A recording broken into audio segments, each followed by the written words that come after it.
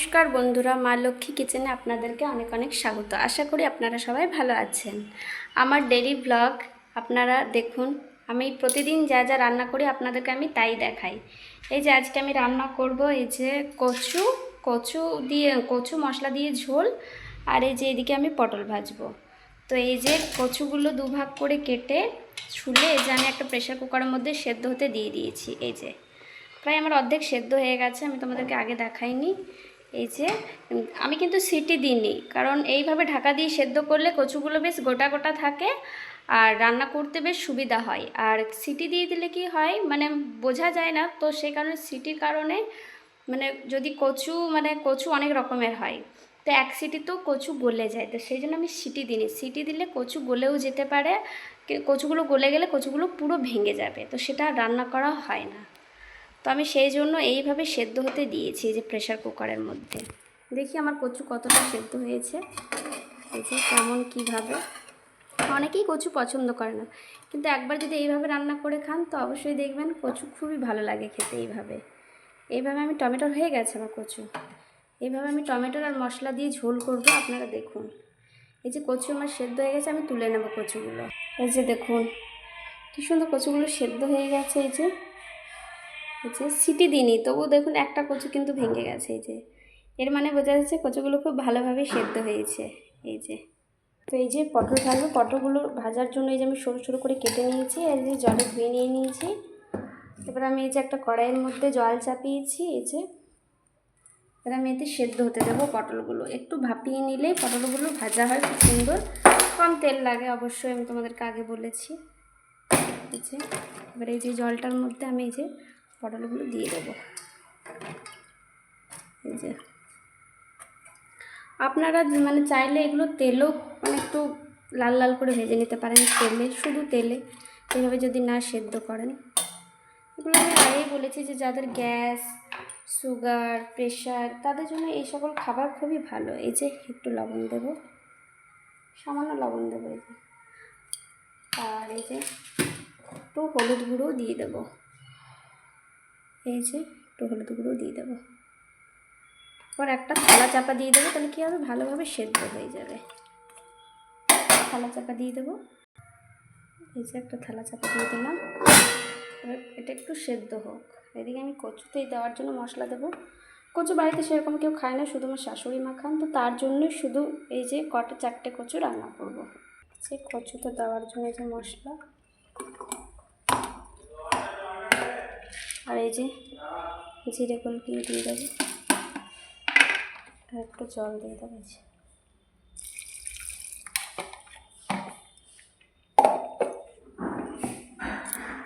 এই যে বন্ধুরা মশলাটা হয়ে গেছে। এই যে পটলগুলো আমার সেদ্ধ হয়ে গেছে, এই যে আমি থালে তুলে নিলাম। তারপরে এই যে কড়াইটা আবার বসিয়ে দিয়েছি। এই যে পটলগুলো ভাজবো,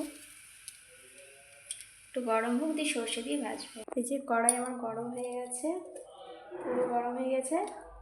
আমি একটু বাইরে গেছিলাম তো সেই জন্য একটু বেশি গরম মানে পুড়ে গেল কড়াইটা। এই যে সর্ষে দিয়ে দিলাম, সর্ষেটা একটু গরম হোক। তারপরে যে ডাবু দিয়ে আমি এগুলোকে একটু পিষে দেবো।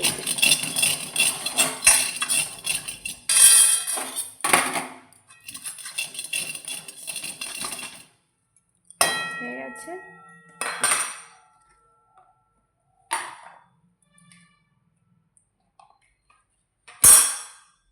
এই যে একটা শুকনো লঙ্কা দিয়ে দেবো। শুকনো লঙ্কাটা মানে একটু হলুদের মধ্যে পড়ে গেল, সেই জন্য হলুদ হয়ে গেল। এর একটু এই যে লবণ দিয়ে দেবো, তেল দিয়ে দেবো।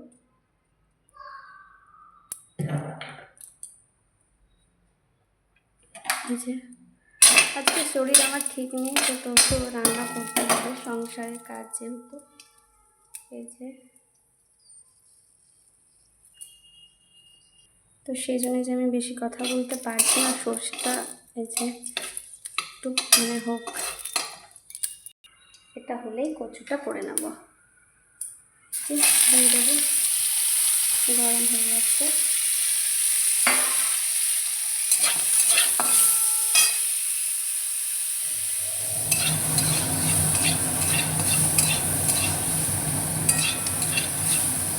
সেদ্ধ অলরেডি ছিল।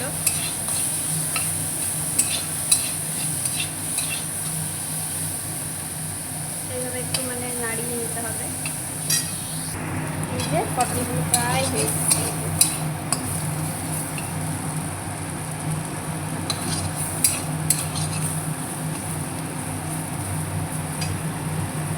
আর একটু হলে এই যে আমি তুলে নেবো, আর আমার পটল ভাজা হয়ে গেছে।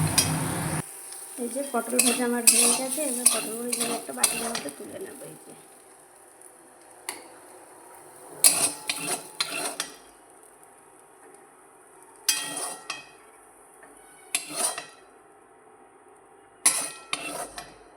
এই যে কড়াইটা আমি একটু ধুয়ে নিই, তারপর আপনাদেরকে এই যে কচুটা রান্না করে দেখাবো।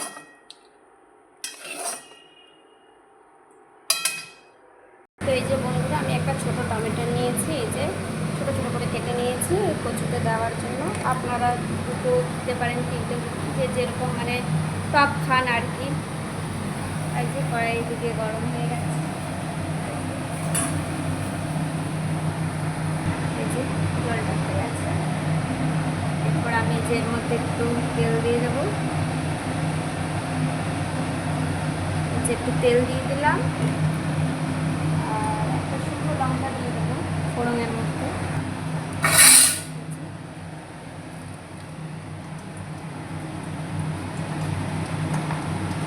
একটু লবণ দেবো,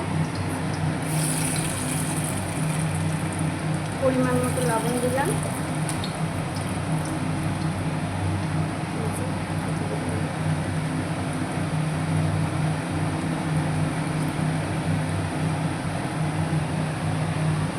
এই যে কেটে রাখা টমেটোটা দিয়ে দেবো।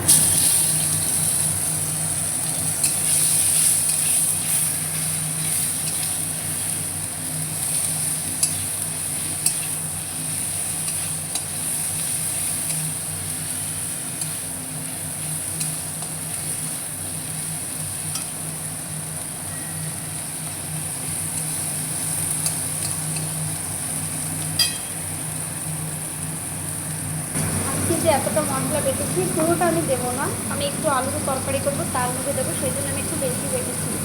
বেশি মশলা দিলেও কিন্তু ভালো লাগে না।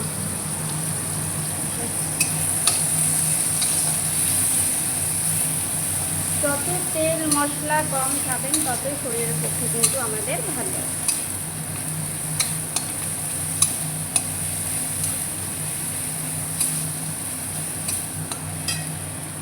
এই যে মশলাটা অল্প দেবো,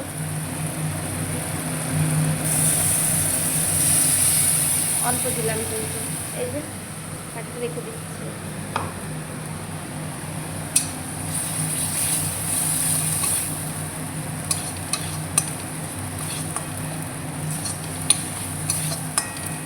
যে ফ্লেম কিন্তু হাই আছে।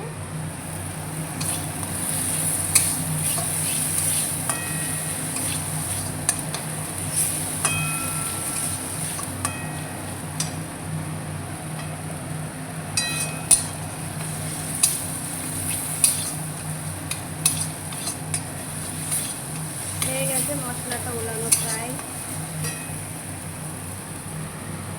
এই যে কচু দিয়ে দেবো।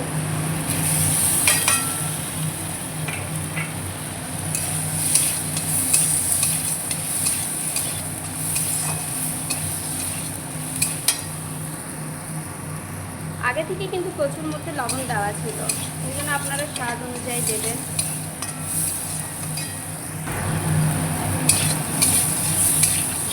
পুরো একদম গোটা দেখুন ডিমের মতো দেখাচ্ছে। হ্যাঁ, কিছুটা ডিমের মতোই রান্নাটা। এই যে ডিমও তো এইভাবেই ঠিক রান্না করে। এই যে জল দিয়ে দেবো একটু।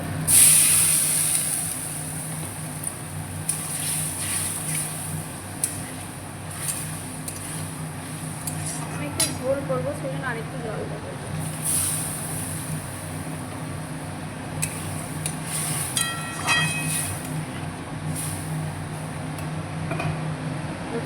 একটা থালা চাপা দিয়ে দেবো। এটা একটু ফুটুক ভালোভাবে ঝোলটা, তারপর আমি নামিয়ে নেব। আপনারা যতটা ঝোল করতে চান ততটা পরিমাণেই কিন্তু জল দেবেন। আমি মানে মিডিয়াম ঝোল করব। কারণ খাওয়ার মধ্যে শুধু আমার শাশুড়ি মা আর আমি, আর কচু মানে আদার্স কেউ খাবে না। এই যে এদিকে ভাতও আমার হয়ে গেছে, আর এদিকে এই যে কতগুলো আলু সেদ্ধ করেছিলাম ওগুলো এই যে তরকারি করব এখন আমি। এই যে আর এই যে এদিকে আমি তোমাদেরকে দেখাই তাহলে কচুটা কীরকম হলো। এই যে বন্ধুরা দেখুন সুন্দর কচুটা এই যে হয়েছে, এই যে একদম মিডিয়াম ঝোল হয়েছে। এই যে তোমরা যে যতটা মানে ঝোল চাও সে ততটা ঝোল করবে। এই যে আর কচু একদম পুরো সেদ্ধ। এই যে এবার আমি এটা এই যে একটা পাত্রের মধ্যে ঢেলে নেবো এর মধ্যে। এই যে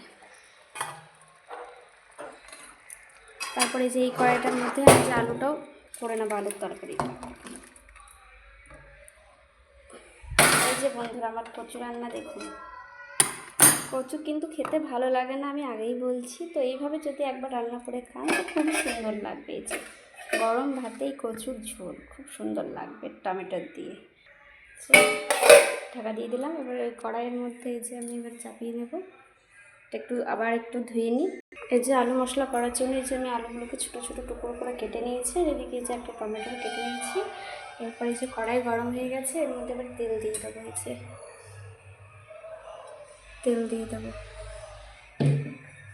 তেল দিয়ে দিলাম, এবারে পরিমাণ মতো স্বাদ অনুযায়ী এই যে একটু লবণ দেব। এই যে লবণ দেবো একটু, আর এই যে একটু হলুদ গুঁড়ো দেবো, একটু হলুদ গুঁড়ো দিয়ে দিলাম। আর এই যে একটা শুকনো লঙ্কা ফোড়নের মতো দিয়ে দেবো। এরপরে এই যে তেলের মধ্যে এই যে কেটে রাখা কুচি করে টমেটোটা আমি দিয়ে দেবো। এই যে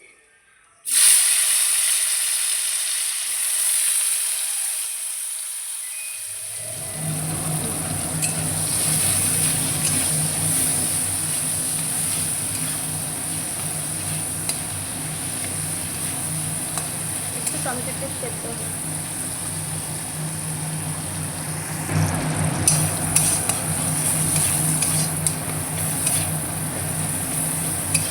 তো এগুলো কষে দেবেন টমেটোগুলো।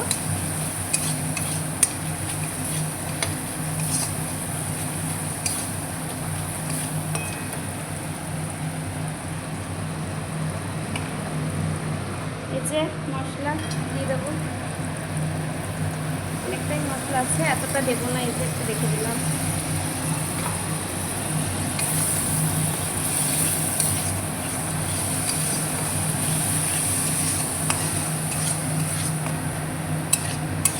এই আলু মশলা কিন্তু গরম ভাতে খুব সুন্দর লাগে খেতে। এই যে বাকি মশলাটা আমি ঢাকা দিয়ে রেখে দেবো।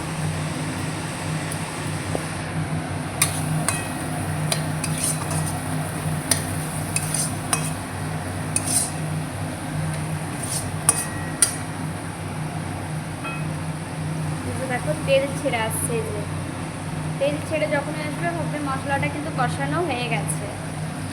এই যে তেল ছাড়ছে।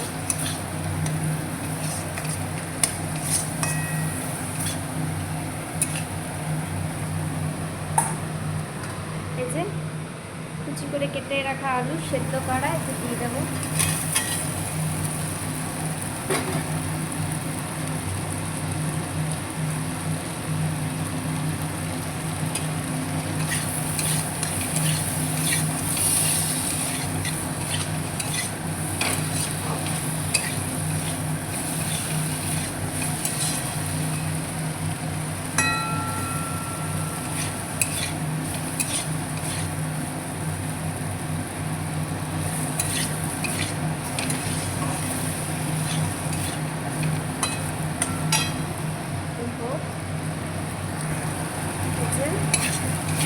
আলুগুলো জ্বলানো হয়ে গেছে, মশলাটা পুরো মাখানো হয়ে গেছে আলুগুলোর মধ্যে। এই যে সামান্য জল দেবে।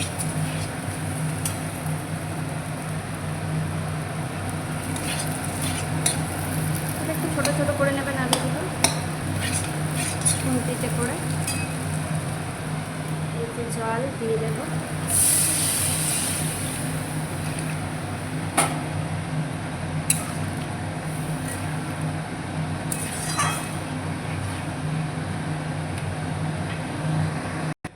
আপনারা চাইলে এর মধ্যে কিছু সয়াবিন কুচি কুচি করে দিয়ে দিতে পারেন সেদ্ধ করে, আর এর মধ্যে কিন্তু ছোলাও দিয়ে দিতে পারেন। তো আমি সিম্পল আলু মশলা করলাম। এই যে অন্য কোনো দিন মানে আমি ছোলা দিয়েও করি, সয়াবিন দিয়েও করি, তো আজকে এরকমই খেতে মন চাইবে। এরপরে যে আমি ঢাকা দিয়ে দেবো, আর একটু জল দিয়ে দিই, ফুটবে তো একটু জল দিয়ে দিই। এই যে আমি একটা থালা চাপা দিয়ে দিলাম।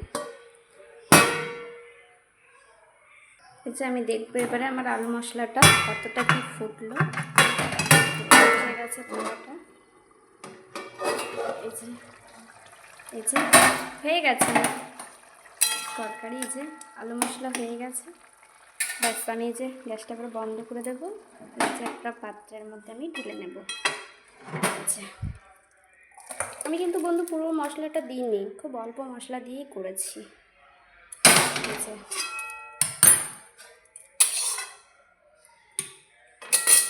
দেখুন ফাইনালি হয়ে গেছে আমার আলু মশলা রান্না। এই দেখুন এইদিকে ভাত, এই যে বাবুর জন্য আলু সেদ্ধ, এই যে ডাল, আর এখানে আছে এই যে পটল ভাজা, এখানে আলু মশলা, আর এখানে আছে এই যে কচু রান্না আজকের মেনু। এই যে সকালে আমি মুড়ি খাওয়ার জন্য করেছিলাম ছোলা আলু দিয়ে একটু তরকারি। তো এই যে আজকে আমার রেসিপি। তো বন্ধুরা, আমার রান্না আপনাদের কেমন লাগলো তো অবশ্যই কমেন্ট করে আমাকে বলবেন, আর চ্যানেলটা লাইক করে প্লিজ সাবস্ক্রাইব করে দেবেন। টাটা বন্ধুরা।